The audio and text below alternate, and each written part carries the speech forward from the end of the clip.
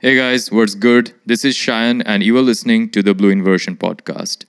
This is episode 6, and today we are talking about how to learn Blender for beginners.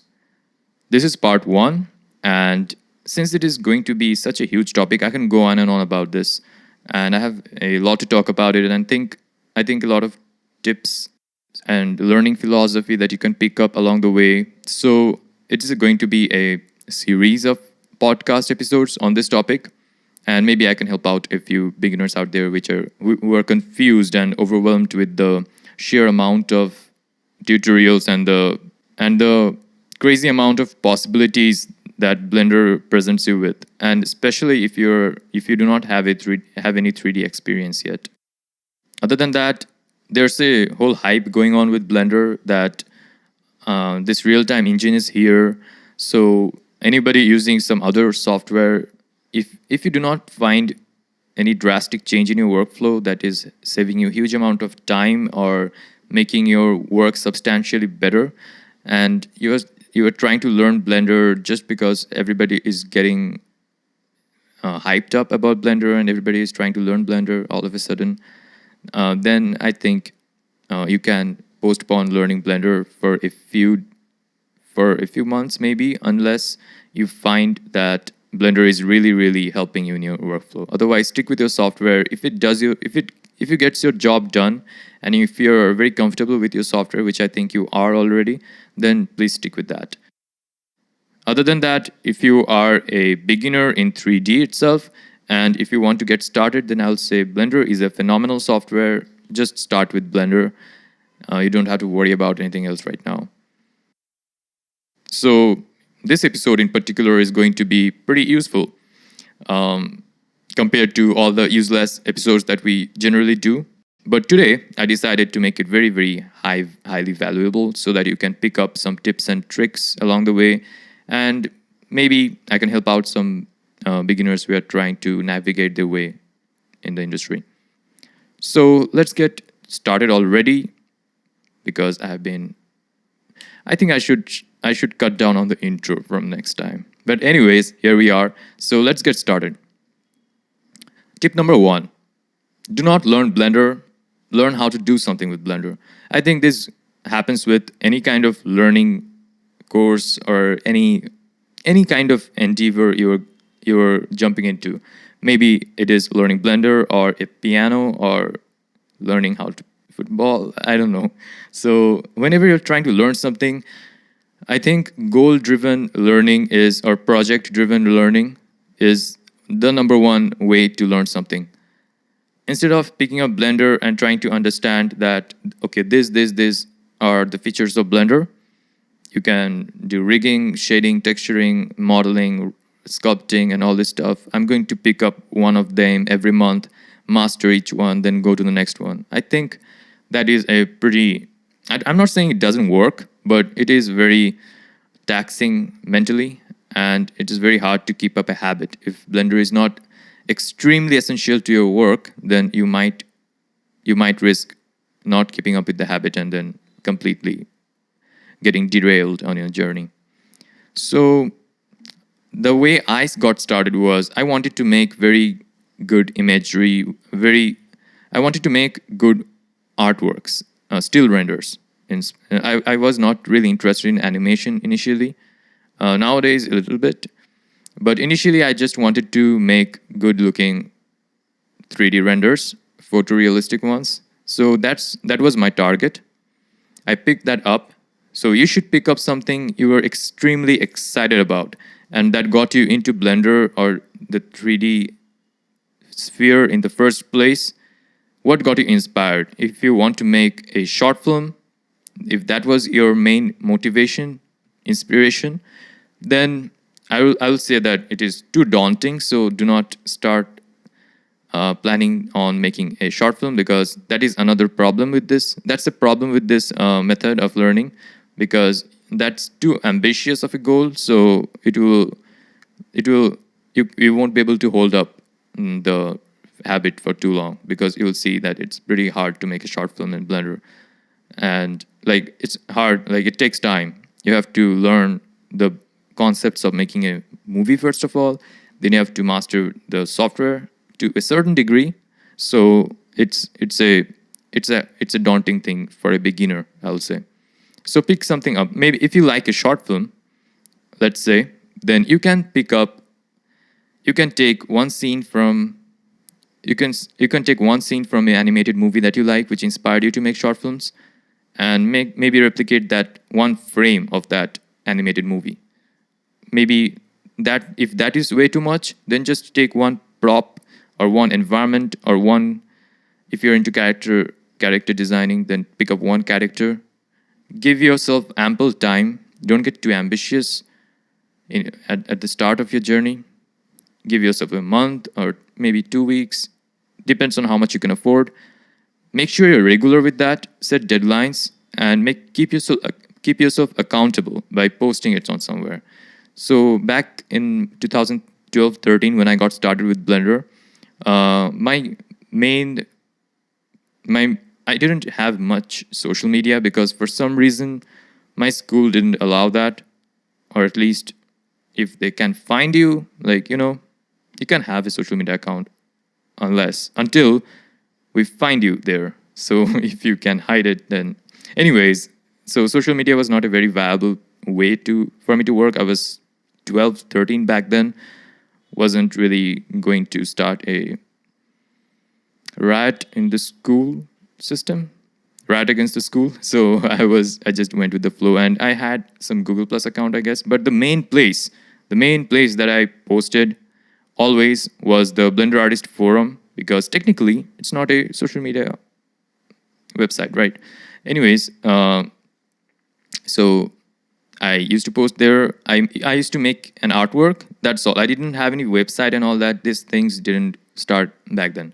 I only made an artwork, and then I put it on Blender Artists Forum on the finished projects category, if you know what I'm talking about. Then people used to leave feedback. Somebody used to say, "Oh, cool, that's nice," as a first project. And although I was not getting like very nice feedback all the time, but it was something I was looking forward to. So I was keeping myself accountable. And all these things, by the way, I'm not doing this consciously, all right? I'm just doing this for fun. So I will come to that, but I want to make sure that I'm not this genius kid at 12-year-old that I know how to learn perfectly. I still don't know. I am far from anybody who knows how to learn perfectly, but I'm working my way up there. But just so you know, I think luckily I chose or ended up doing something which proved to be a good thing for my learning process. That is to stay accountable, and something that I'm excited about, like looking forward to. Once I post, I will post there maybe once in 2 or 3 weeks with a new artwork. And I was looking forward to all the feedback and what people will think about it. So that was I think a good way to keep up with your progress. Now, while you're on this journey, on this path to keep making something, maybe a render or a character, whatever you picked up as your practice regime that you're going to post or show to people somehow by putting it on forum maybe. So whatever that thing you picked up is, make sure that every time you're doing it, once you get a little bit comfortable with the whole UI UX thing in Blender, once you get a hang of how the things work, like slightly, then make sure you're not getting too comfortable with it. This can help you a lot if you just keep working towards something better every time.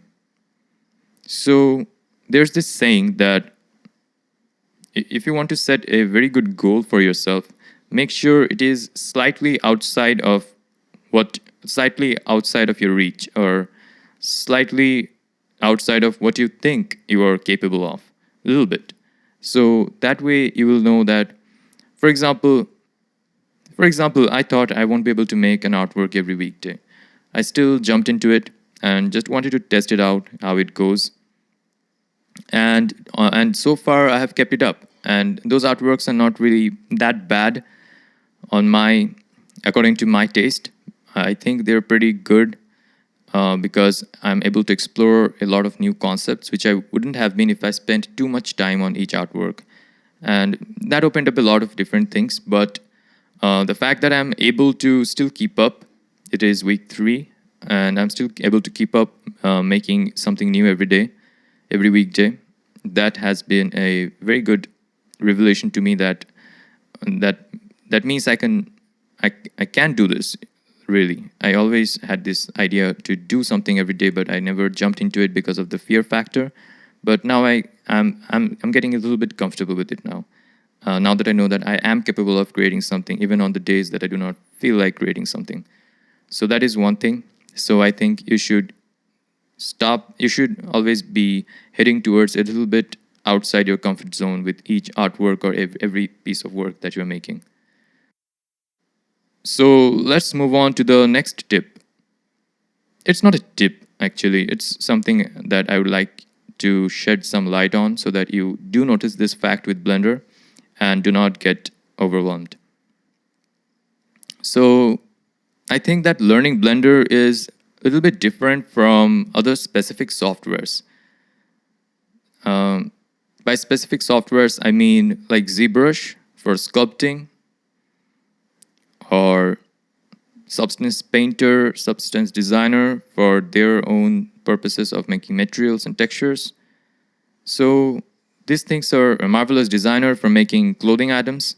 So all these softwares have a very specific goal. That is what the software is designed for.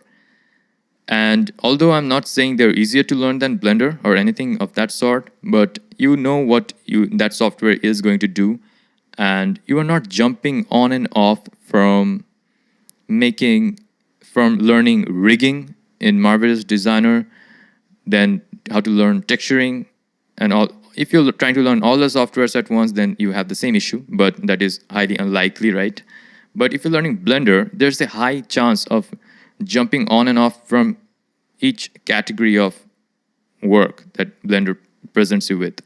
Each you can use Blender for texturing, lighting, rendering, modeling, post-production, video editing, rigging, whatnot, simulations, everything. So Blender is a full 3D suite. While it is very powerful, I think it is also very overwhelming, and that makes you prone to keep jumping from one aspect of the software to other. So if you have some very specific goal in mind, like I want to become a character designer or I want to become an environment artist, if you have something like that in your mind, then I think you should focus on that and try to, of course, you have to learn all the other aspects of 3D to be a full-fledged artist. But I would highly recommend that if you're conscious about this fact that this problem might arise, that you are not sticking to one thing, the most important thing that you are here for, and kind of getting deviated with all the infinite possibilities Blender is providing you with. If you have that on the back of your mind, then it's like keeping a tap on yourself that you're not getting derailed. Then that would be enough. Otherwise, if you just want to explore Blender for fun, the other parts, and if you want to taste everything, then that's all right. That's fine. But if you want to maximize your learning, then I think you should at least stay focused on one part of Blender for a long time, then move on to other parts fully, and then focus more on something, and like focus 80% of your energy on maybe shading if you want to be a shader artist, and then 20% on animation or rigging or lighting and all that stuff. So I'd say do not try to learn the whole of Blender simultaneously. That will be very overwhelming and you might get demotivated. So that's that. Point number 3. So I don't know if you have come across this graph. I found it somewhere on Twitter, I guess. I do not know the creator of this graph. I will link it up or show and put it, or I will put it on the screen in the edit. But what this graph is really talking about is that it's a learning curve, and It's on the x-axis you have like beginner, intermediate, and professional, and on the y-axis you have knowledge, like your perception of what you know. It's not even knowledge, like your perception of what you understand about something, about what you're trying to learn. So let's say with Blender. So the graph is very, I think, very, it applies very nicely to any kind of creative endeavor or any kind of endeavor where you're learning something. It starts like this, that you are a beginner. It's pretty hard to get started, but then once you learn a few things and you make your first project, then you feel like, then your perception of knowledge is like you know everything about the software. And that is true for everyone. It happens, and I feel, now that I'm looking back at it, I used to feel I know Blender like in and out at one point. I used to feel so. Then as I then as you go into this intermediate level expertise, then you start feeling like, okay, there are other things to learn, and you might not know everything. And then at the end of this curve is when you are a professional using this as your career, using what you've learned, or using Blender professionally as a pro artist. Then comes the phase where you feel like you know nothing, and although you know so much about the software, so you still have that fear of trying to catch up with all the knowledge in this field, in this domain. So the way I interpret this graph is that I think we should be careful. The intermediate phase is kind of okay. It's relatively easier to handle that phase.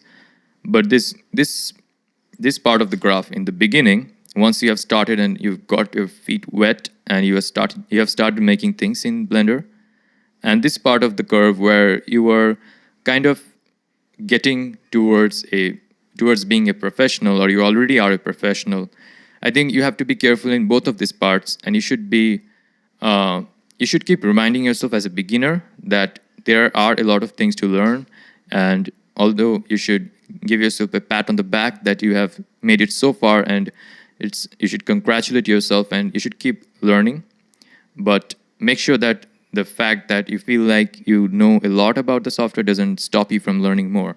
And even when you are a professional, don't let this feeling of you know nothing cripple you or give you or result in this imposter syndrome of where you have whatever you've achieved so far is kind of not what you deserve. You somehow got it out of luck. So you have to guard yourself against that feeling as well, and you should look back time to time about whatever artworks you've made or whatever projects that you have achieved, and you should again give yourself a pat on the back when you're an expert, or when you're a pro, that you have made it so far and you have done all these difficult things along the learning curve, and you should be proud and at least remind yourself that you are capable of doing good things. And even if there still is some more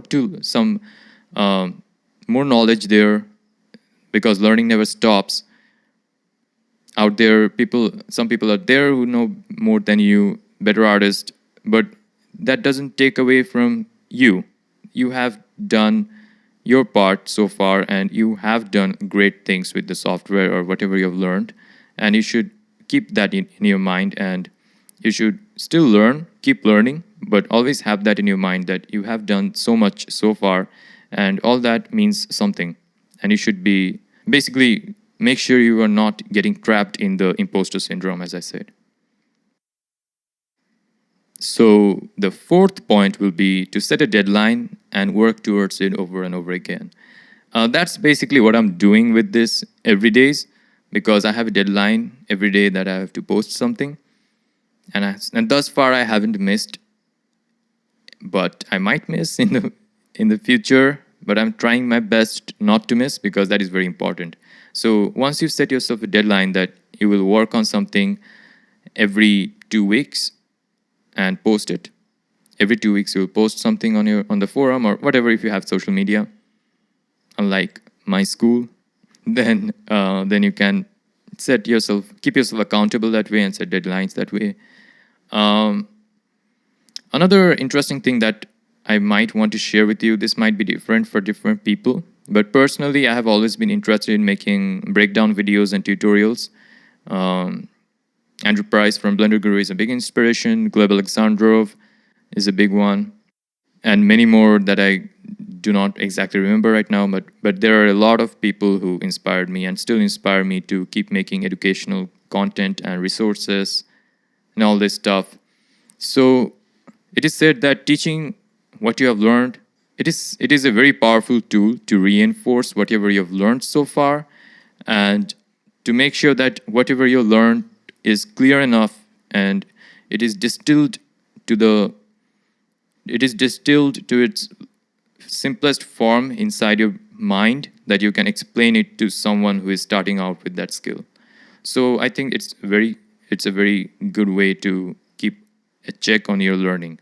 And I would like to say personally that yes, it really works. And I've not only forced myself to gain more clarity in what I want to articulate or what I have really learned, to put them into words and make a video. That has not only made things clear for me, I have forced myself to learn new things, to make it a comprehensive video or to make a tutorial beginner friendly. So that has cleared a lot of misconceptions that I had with the software or with the concepts. So it really helps. And it also keeps you engaged, because people, if you have a YouTube channel or if you're posting it somewhere, then people look forward to your videos, and it's a good way to, as I said at the start of this video, that if you have something you're excited for every week or month, then that's a very good way to encourage yourself to keep working. The last but not the least, point number 5, enjoy your work. So as you're learning, there is so much content on YouTube and so many articles being written every day on how to optimize your learning and all that. How to make your learning this super efficient way of absorbing all the information in the best possible way to make you a learning beast or something, like you are some machine learning algorithm. Personally, I feel like that is not a very good way to beat yourself up if you're trying to learn something. So I think enjoying your process is very important. Do not stress on trying to learn and cram everything into 1 month, like I will master Blender in 1 month. That is a very bad way to introduce yourself to something new or creative, something that you are passionate about. Doing that will make you repulsive towards your own passion. So let the passion speak for itself, and give yourself time to get used to it. Play around with the software. Enjoy your way to the final destination that you have set for yourself. I remember when I was in school and I got started with Blender. I used to work on and off with Blender, and I didn't really have any routine, but I was so passionate about this that I always got some time throughout the day after my school work was over. I used to work with Blender and just playing around, not even trying to make something. Very bad way of learning. But either way, I was having fun. I didn't even have any particular goal in mind, just playing around and seeing what the software can do. And there will be summer vacations, and the vacation after each standard is over, like the transition between each classes, right? 6th standard to 7th standard, then you get this huge gap. I don't know if you got that in your school, but in my school I had that 1 month of free time. Like summer vacations had homework, right? But that free time didn't have any homework, because we didn't get our books for the next class yet. So that was fun time. Anyways, so looking back at those days, I really loved the time back then. It was not like, oh man, looking back at all these years, those were such laborious, hard work, straining days or sleepless nights and days working on Blender. I don't. That's not how I learned Blender. I took a long time. I'll say 2-3 years was way too much to get to the level I was at after those 3 years. But I learned very slow, but I enjoyed my way through it, and it didn't really feel like I learned something. I didn't. It didn't. I should rephrase that one. It didn't really feel like I was putting myself to work or following a course, or I was not doing something like a chore. It was more like a fun playtime for me, a relaxation from my studies, which I did not really enjoy back at school. But so this was like relaxation. Like my parents had to scold me to get off of the PC and Blender shit. So, so yeah, so that I think that was more. I gamified the whole experience of learning. So that made me feel like I did not really do much to learn Blender. So I think if you can, of course, afford a long amount of time for yourself to learn Blender, if your work is not, if your profession doesn't demand it to be learned in a very short amount of time, if you can afford to space it out, give yourself the space to breathe, not beat yourself up, and enjoy the process, that you can look back and say that those days of learning Blender were really great. I enjoyed a lot. I think that would be the best way to learn Blender, or the best way to learn anything. So I would say that keep that in mind. What got you passionate in Blender in the first place? Always keep that as your North Star. Enjoy yourself while you're working in Blender. Do not like count down the days. When am I gonna get really good at it? Don't do that. Just let it flow naturally. Focus more on the work that you're doing and keep learning things. Keep picking up new knowledge about Blender as you move through that. Work passionately towards your goals. I think it's a very enjoyable process to learn something, and especially Blender, which has such infinite amount of interesting possibilities that it can provide you with. So those were the 5 points that I had for this episode. I think it was a little bit more useful than the usual episodes. And of course, part 2 will be there sometime in the future. I think I can elaborate more on this, or I have more things to talk about this, so that I can guide you a little bit on your beginner's journey. So if you got any kind of help out of this episode, don't forget to subscribe. Leave a comment on if you picked up on something. If I said something completely wrong and weird, then let me know in the comments. I'm always improving. And as always, this was Shayan.